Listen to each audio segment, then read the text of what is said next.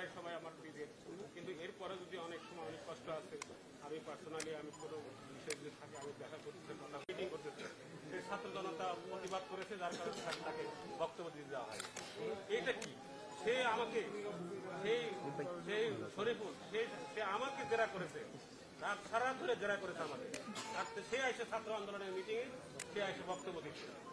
এগুলো নিয়ে অনেক কিছু বিষয় আছে।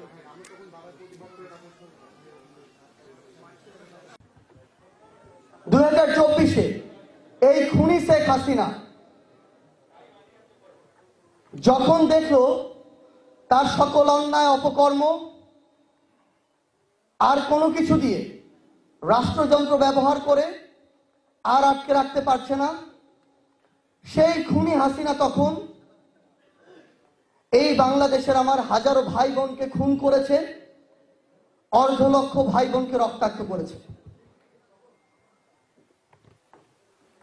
এই 24-এর অভ্যুত্থানে 4 মাস পেরিয়েছে,